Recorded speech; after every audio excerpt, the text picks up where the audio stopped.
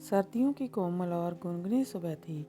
दोपहर होने को चली थी पर अभी भी शरीर में कपकपी दौड़ रही थी। जिस प्रकार नई नवेली दुल्हन का घूंघट से चेहरा देखने को सब ललायत रहते हैं, उसी प्रकार सूर्य के दर्शन के लिए सभी तत्पर हैं। मैं अखबार की ताज़ा खबरों का आनंद ले ही रहा था कि श्रीमती जी चाय का कप लेने आई और बोली, क्या आप भी सुबह सुबह अखबार ले बालकनी में बैठे रहते हैं? और मेरे उत्तर की प्रतीक्षा किए बिना ही चलती बनी।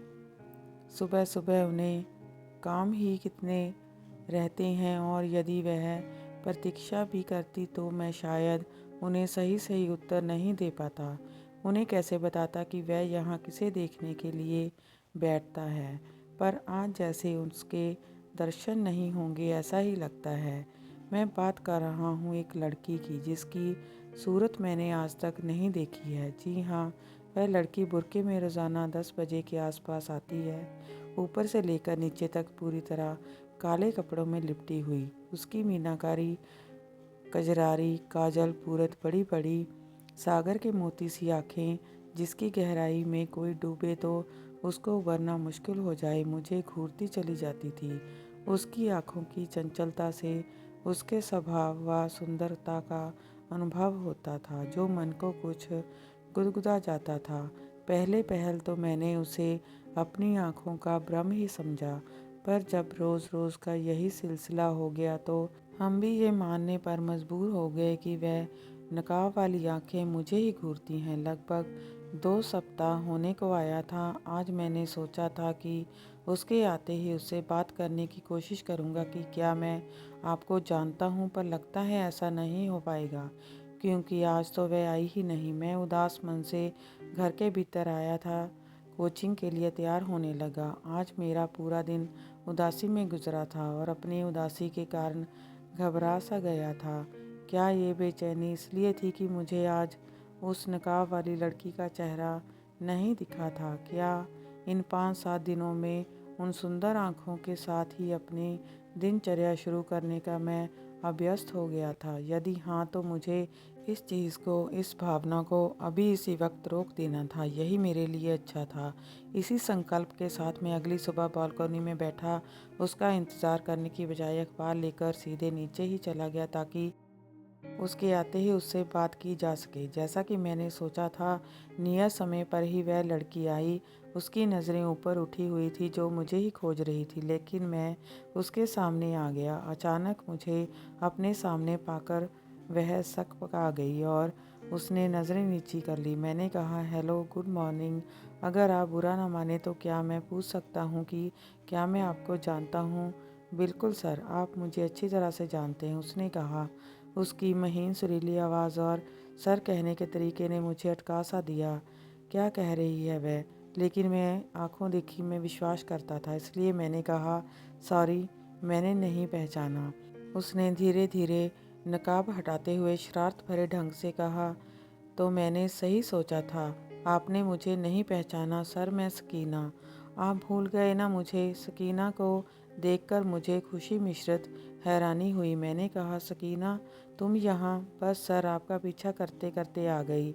आपने क्या सोचा इतनी आसानी से पीछा छुड़ा लेंगे मुझसे? उसकी शरारत भरी बातें सुनकर मुझे हैरानी हुई। सकीना कभी इतनी मुखर नहीं थी, पर उसकी 2 अर्थ वाली बात करने की अदा वैसी की वैसी थी। सकीना मेरी विद्यार्थी थी। 2 साल पहले इंग्लिश स्पोकन क्लास में आई थी। बेहद संकोची स्वभाव की सकीना क्लास के पहले दिन क्लास के बाहर आकर खड़ी हो गई थी। वह क्लास में देरी से आई थी। मैं क्लास लेने में खोया हुआ था। वह क्लास के गेट के बाहर आकर चुपचाप खड़ी हो गई थी। ना ही उसने मुझे अंदर आने के लिए पूछा और ना ही मेरा ध्यान उस पर गया। जब दूसरे स्टूडेंट्स ने देखा तब मेरा ध्यान उस पर गया। मैंने कहा, बाहर क्यों खड़ी हो, अंदर आ जाओ ना, ये कोई स्कूल नहीं है। यदि देर हो गई हो तो चुपचाप आकर अपनी सीट पर बैठ जाया करो। ठीक है सर, कहकर जैसे ही वह अंदर आने को हुई, उसकी बैग का एक हिस्सा दरवाजे की सांकल में अटक गया और वह लड़खड़ा गई। मैंने आगे बढ़कर उसे सहारा ना दिया होता तो वह गिर जाती। हमारी नज़रों से नज़रें मिली। उसकी आंखें आकर्षक थी, जो किसी को भी अपने में उलझा सकती थी। उस पर बला की सुंदरता। मैं कहाँ तक अपने आप को बचाता। उसने संभलते हुए कहा, sorry sir, thank you sir, I mean sorry. शायद अचानक हुई इस गतिविधि की वजह से वह घबरा सी गई थी। उसे समझ नहीं आ रहा था कि वह क्या करे, क्योंकि सब पूरी क्लास के सामने हो रहा था। कुछ विद्यार्थी तो नीचे गर्दन करके मुस्कुरा रहे थे और कुछ दबी जुबान में कह रहे थे, क्या सीन है यार। मैंने स्थिति को सामान्य करने के लहजे से थोड़ा ज़ोर से बोला, चलो चलो ठीक है, होता है कभी कभी ऐसा भी। तुम चलो अपनी सीट पर जाकर बैठो। मैंने यह कह तो दिया था, लेकिन सच यह है कि बहुत देर तक मैं स्वयं सहज नहीं हो पा रहा था। वह अपनी जगह पर जाकर बैठ गई। क्योंकि वह देर से आई थी तो सबसे पीछे वाली जगह उसे मिली थी। अगले दिन वह सबसे आगे बिल्कुल मेरे सामने वाली सीट पर बैठने लगी और स्टूडेंट की तुलना में उसकी नज़रें मुझे भिन्न प्रतीत होती थी। मैं जब कभी उसकी तरफ देखता वह मुझे ही घूरती हुई दिखाई देती थी। क्लास के एक महीने बाद वह क्लास के अंत तक रुकी रही। सभी क्लास धीरे धीरे खाली हो रही थी। मुझे इसका इंतज़ार हो रहा था कि वह शायद बात करना चाहती है, इसलिए मैं फ़ोन में अपने आप को बिज़ी दिखा रहा था। आप ये कह सकते हैं कि मैं भी बात करना चाहता था। क्लास खाली होते ही मैंने भी बाहर जाने का प्रतिक्रम किया। इतने में वह बोली, एक्सक्यूज़ मी सर। यस बोलो। मैंने कहा, मैं आपको थैंक यू कहना चाहती हूँ सर। अगर उस दिन आपने मुझे संभाला नहीं होता तो मैं गिर जाती। इट्स ओके, मैं आपको गिरने कैसे देता। मैंने शरारत भरे ढंग से कहा। सर, मेरा नाम तो जानते हैं ना आप। हाँ बिल्कुल जानता हूँ मैं तुम्हारा नाम। मैंने कहा, सर मुझे आपका मोबाइल नंबर चाहिए, यदि इंग्लिश में कुछ पूछना हो तो, अगर आप सही समझाते हो तो। वैसे मैं अपना मोबाइल नंबर स्टूडेंट को कम ही देता हूँ, लेकिन आपको मना करने का मन नहीं हो रहा, देता हूँ नंबर। मैंने हंसते हुए कहा, थैंक यू सर। फिर गुड नाइट, गुड मॉर्निंग के मैसेज से शुरू हुई हमारी बातें कब घंटे भर की बातें बन गई हमें पता ही नहीं चला। मैं उसे फ़ोन कम ही करता था, वह मुझे ज़्यादा फ़ोन करती थी। जिस दिन उसका फ़ोन नहीं आता था, दिन अधूरा अधूरा सा लगता था। फिर भी मैं उसे फ़ोन करने से बचता था। बातें हमारी फॉर्मल ही होती थी, पर होती ज़रूर थी। उसकी बातों से, उसकी आंखों से पता चलता था कि वह मुझे पसंद करती है। मैं भी उसे पसंद करता था, पर यह जाहिर करने से बचता था, क्योंकि मैं शुरू से ही अत्यधिक व्यवहारिक इंसान था। एक तो उसका धर्म, दूसरा मेरी और उसकी उम्र में फासला मुझे आगे बढ़ने से रोकता था। इंग्लिश स्पीकिंग क्लास का लास्ट दिन था।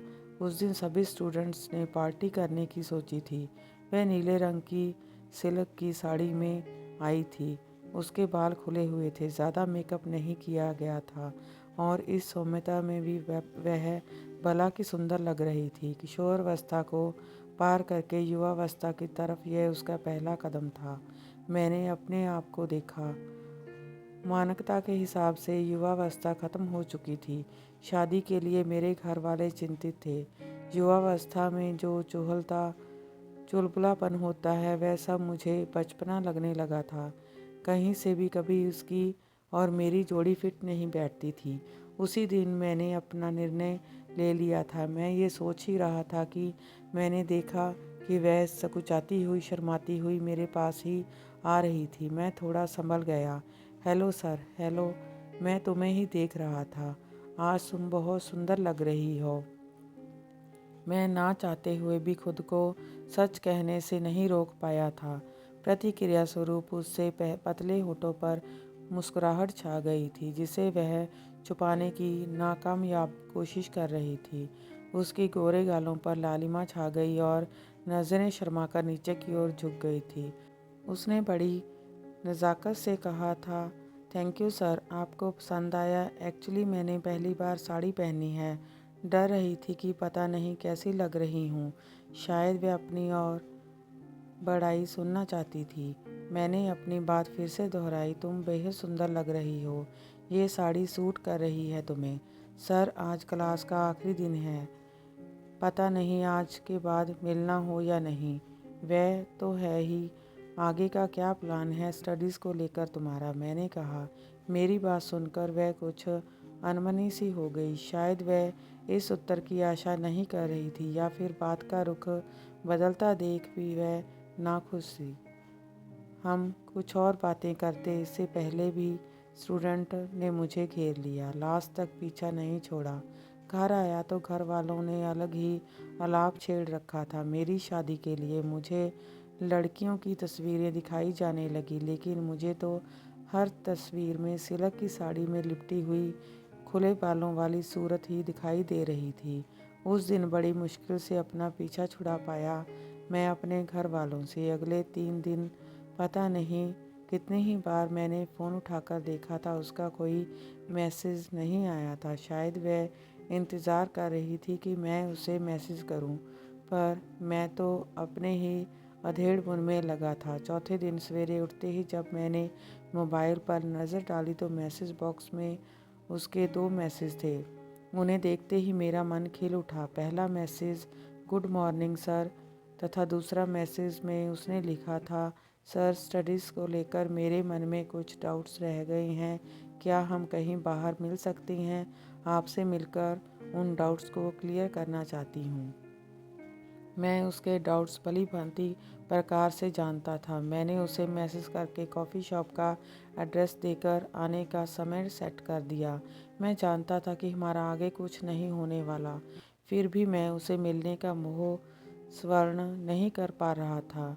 मैं नियत समय पर कॉफ़ी शॉप पर पहुंच गया था। कॉफ़ी शॉप में चारों तरफ कपल्स बैठे हुए थे। मैंने भी अपने बारे में कई बार सोचा था कि मैं भी कभी ऐसे कॉफ़ी शॉप में अपने पार्टनर के साथ बैठूंगा, लेकिन वह सकीना नाम की कोई लड़की होगी ये मैंने नहीं सोचा था।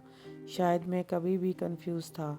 मैं यही सब बातें सोच रहा था कि सामने से मुझे सकीना आती दिखाई दी। उसने बाल खुले छोड़े थे, पिंक कलर का टॉप तथा नीले रंग की जीन्स पहन रखी थी। हाथ में घड़ी थी। उस समय मैं अपने आप को खुशकिस्मत मान रहा था कि इतनी सुंदर लड़की को मुझसे मिलने में रुचि है।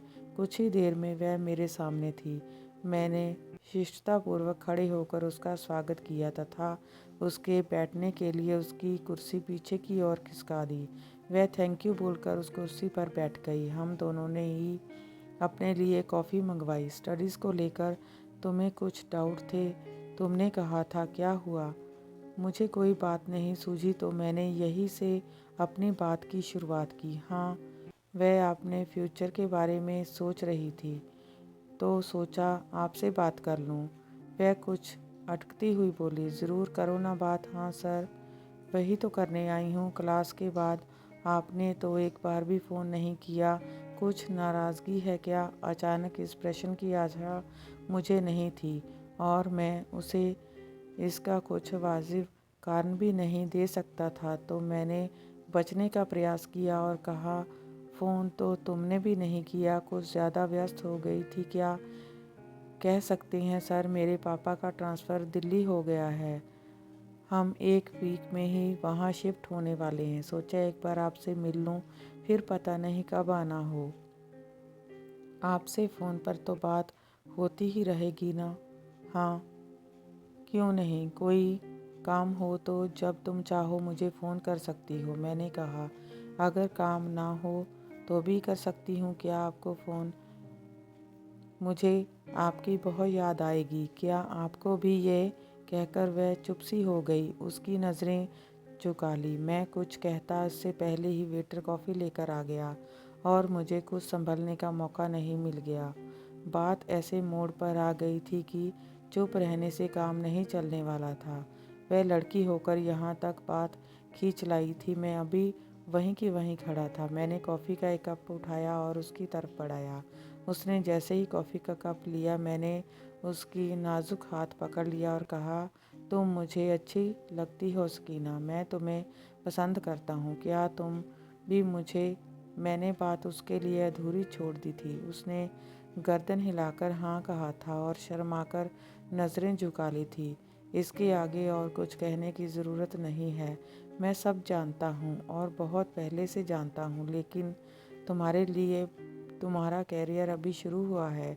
तुमने एक बार मुझे कहा था कि मैं आईएएस अफसर बनना चाहती हूँ, तो कम से कम 2 साल अपनी पढ़ाई को तुम्हें देना चाहिए। तुम मुझे बहुत छोटी हो, अगर मैं चाहूँ तो तुम्हारी उम्र का फासला नहीं मिटा सकता। इस बीच कभी भी मेरी ज़रूरत पड़े तो तुम बेझिझक मुझे फ़ोन कर सकती हो। तुमने मुझसे पूछा मुझे तुम्हारी याद आएगी या नहीं, तो इसका जवाब है हाँ, मुझे तुम्हारी बहुत याद आएगी सकीना। मुझे मेरे घर वाले बंधन में बांध देना चाहते हैं और मुझे नहीं लगता तुम अभी किसी भी बंधन में बंधना चाहोगी। ये कहकर मैंने अपनी बात ख़त्म की और पानी से भरा गिलास पी लिया। मैंने उसे देखा तो उसका पूरा चेहरा लाल हो गया था और आंखों में आंसू थे। मैंने उसके हाथ अपने हाथों में रख लिए और कहा, अगर मेरी कोई बात तुम्हें गलत लगी हो तो मुझे माफ़ कर देना सकीना। इट्स ओके सर, मैं समझ गई। आपने आपको संभालते हुए सकीना ने कहा। आई मिस यू, मैंने कहा, और ये बात कहते हुए मुझे भी अपनी आंखों में नमी महसूस हुई, जिसे मैंने मुश्किल से सकीना से छुपाया। ये हमारी आखिरी मुलाकात थी। उसके बाद उसका कोई फ़ोन या मैसेज मुझे नहीं आया था। ये वाक़या एक याद बनकर मेरे मन के किसी कोने में समाया हुआ था, जिसे कभी छेड़ना मैंने उचित नहीं समझा। सुधा, जो कि मेरी पत्नी थी, उससे मिलने के बाद मुझे आकर्षण और प्रेम के अंतर भली भांति समझ आ गया था। मुझे इस बात की बिल्कुल आशा नहीं थी कि ठीक 2 साल बाद मेरा सामना फिर से सकीना से होगा। कहाँ खो गए सर? मुझसे मिलना अच्छा नहीं लगा। सकीना की बात सुनकर मैं फिर से वर्तमान में लौट आया और मैंने बोला, नहीं, कुछ नहीं, बस कुछ याद आ गया था। सर, क्या ये आपका घर है? हाँ, यही रहता हूँ मैं, पर तुम यहाँ कैसे? मैंने पूछा। सर, आपने कहा था ना पढ़ाई में ध्यान दो, तो यही आप पास में आईसीजी कॉलेज है, उसी में एडमिशन लिया है। आओ अंदर आओ, बैठकर बात करते हैं, मैंने घर की ओर इशारा करते हुए बोला। तो सुधा को मिलाना चाहता था और उसे बताना चाहता था कि मेरी शादी हो चुकी है, पर वहीं मेरे मन का एक कोना ये भी चाहता था कि सकीना अंदर आने को मना कर दे। ठीक है सर, चलिए, इसी बहाने आपका घर भी देख लूँगी। मैं घर की तरफ पथ प्रदर्शक बनकर चल रहा था। घर के अंदर प्रवेश करते ही मैंने सुधा की आवाज़ लगाई। मैंने सकीना के चेहरे पर प्रश्न मिश्रित जिज्ञासा देखी थी। जब तक सुधा नहीं गई, मैं उसे कोई जवाब नहीं दे सका। सुधा के आते ही मैंने सुधा को सकीना से मिलवाया था। सुधा, ये मेरी स्टूडेंट है सकीना, और सकीना, ये मेरी वाइफ है सुधा। हम सब कमरे में आकर बैठ गए। मैंने सकीना के चेहरे को ध्यान से देखा था। सुधा से मिलते ही उसके चेहरे का रंग उड़ गया था। जिस चेहरे पर अब तक चंचलता थी, अब उसकी जगह गंभीरता ने ले ली थी। शायद मैंने सकीना का दिल तोड़ दिया था, पर मेरी समझ में ये ज़रूरी था। सामान्य बातचीत से पता चला सकीना के पापा ने 2 साल दिल्ली में जॉब करने के बाद वापस से अपना तबादला यहीं करवा लिया था, और सकीना के अनुसार यह सिर्फ एक इत्तेफाक था कि उसका कॉलेज मेरे घर के इतना पास था। जब मैं उसे घर जाने के लिए बाहर छोड़ने आया, तब उसने कहा, मैंने जब आपको पहली बार बालकनी से देखा था तो सोचा था कि जब आप मुझे खुद पहचानोगे तब आपसे बात करूंगी, पर मुझे नहीं पता था कि आप तो मुझे भूल ही गए हो। मैंने कुछ कहना चाहा, पर सिर्फ इतना निकला, सकीना बाय सर। दोबारा उसकी आंखों में आंसू थे, पर इस बार मैंने अपनी आंखों में नमी महसूस नहीं की। मैंने एक लड़की का दिल दोबारा दुखाया था। इसे मेरा अपराध बोध कहें या कुछ और, पर आज भी किसी नकाब वाली लड़की को देखता हूँ तो मुझे सकीना ही नज़र आती है। ये हमारी आखिरी मुलाकात थी और किसी के नए जीवन की नई शुरुआत।